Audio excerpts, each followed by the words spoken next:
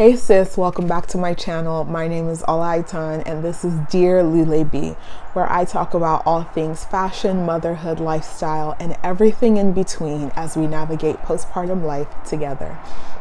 So I've been doing a series on the first 9 months of pregnancy and the first year postpartum.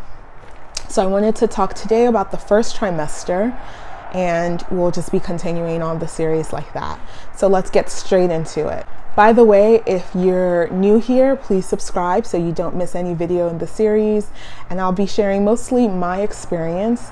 I know what really helped me during the time that I was pregnant was just to find people that could relate. I got pregnant much later in life, so several of my friends had already, had babies, gotten pregnant, and moved on. And so many of them remembered things much later or things that really stood out, but no one was really going through it with me, kind of step by step, week by week. So I relied a lot on YouTube videos and a lot of informational videos and apps. I downloaded the GlowBaby app. That was super helpful for me. I also downloaded WebMD's app. That was also really helpful. I'll link both of those down below if you're unfamiliar. And there are a few other ones that people really love. I'll link one of the other ones. One of my girlfriends really liked, I think it's Nurture. I'll link that one down below as well. Aside from the apps and YouTube videos, I just kind of had to go through it, take a bunch of notes, and just ask my doctors all the things. So what I was looking for was kind of a video series like this, someone that remembered the experience. It was still pretty fresh, and they just talked through it in really short bite-sized videos that I could watch kind of at the beginning of the trimester if I had similar symptoms or if I didn't, but just things to know. So here we go. Let's jump into first trimester. So in the first trimester, one of the things they talk a lot about is dizziness. Now, I didn't feel a lot of dizziness throughout the first trimester. I definitely had moments where I felt a little lightheaded. I mentioned in my last video, if you didn't see it, I'll link it down below.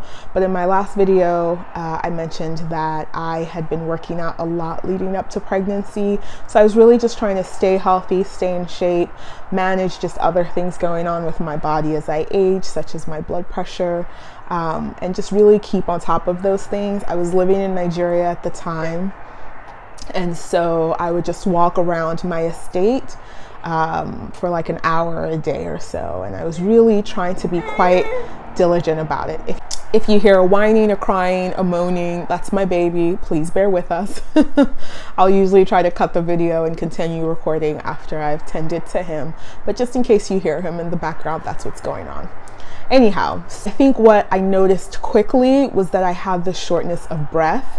And I noticed that I would get much more easily exhausted by just, my regular walks were pretty brisk. Sometimes I would do a little jog. Once I found out I was pregnant, I stopped jogging as much and started really making a brisk walk. But I noticed that even with a brisk walk, and even if I slowed it down even more to a casual walk, I would feel shortness of breath, tiredness, fatigue just really easily. And so I ended up kind of slowing it even further down to a light walk. And it was fine because the estate was pretty much level ground. There was a section of it that had a slight incline. So you felt that. Even if you weren't pregnant, you would have felt it. But after you get over that little hump, that slight incline, it's much better. And so I noticed on the level ground that I was even feeling this like shortness of breath. I felt like I was panting just to get through my regular walk that I'd been doing for like 8 months. First, second, third month, so I wasn't showing. It was just bloating, excessive bloating. I also had some serious indigestion and heartburn. I always felt it, and it would be, for me, it kind of felt like hiccups that never wanted to go away.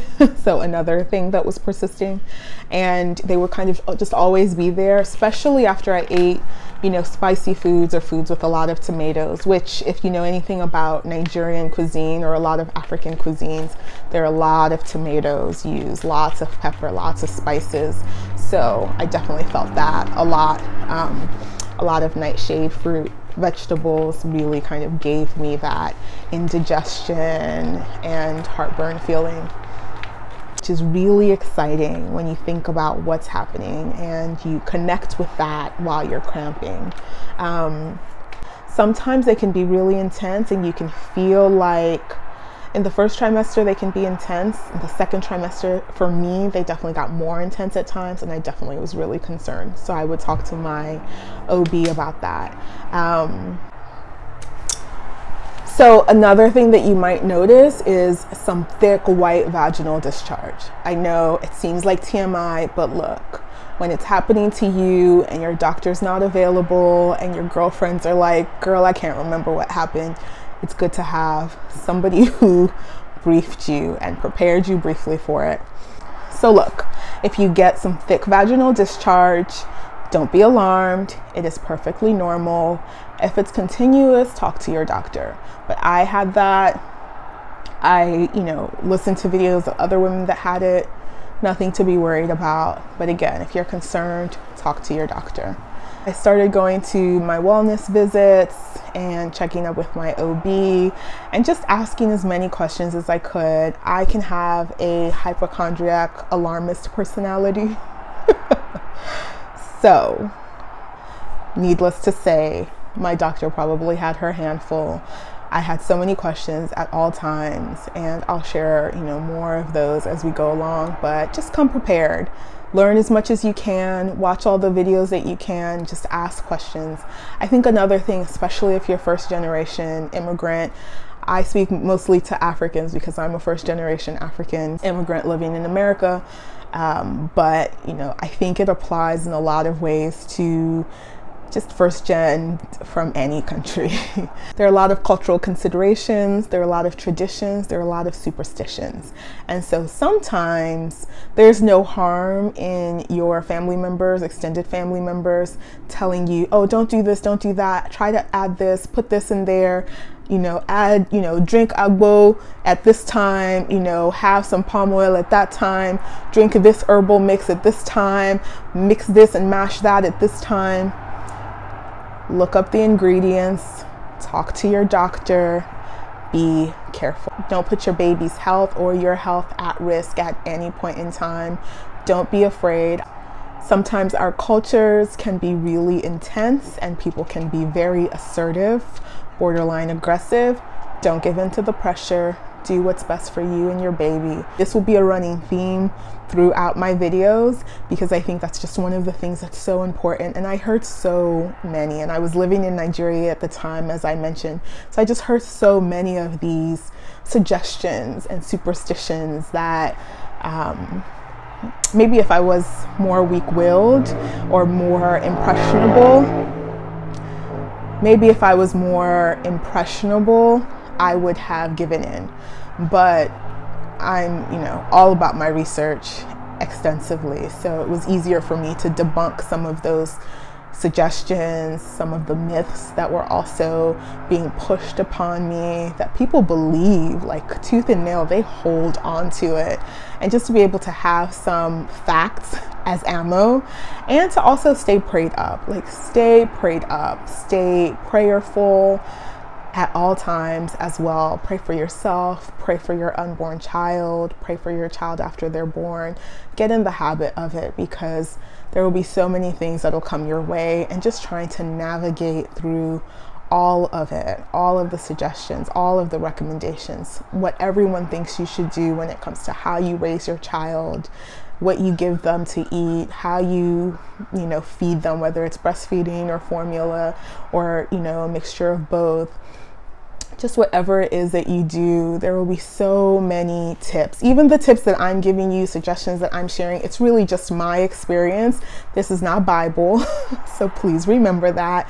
Do what's best for you and for your child. This is just a resource. I'm just your friend on the internet, just being a good sis and sharing what I've learned, because I wish somebody had shared some of those things with me during my time. That's all this is. This is not professional advice. Again, this is not professional advice. So Hopefully you get some kikis once in a while from some of these videos and tips, and maybe some insights, and maybe it will encourage you and motivate you to go do some of your own research and check out some of the resources that I mentioned in the description box below.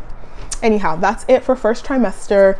Thank you for joining. If you stay this long and you liked this video, please like, subscribe, comment, and share with a friend, a fashion friend, a mom friend, and anyone that you think would find this useful. Also, you can find me on Instagram and Pinterest. All right, bye.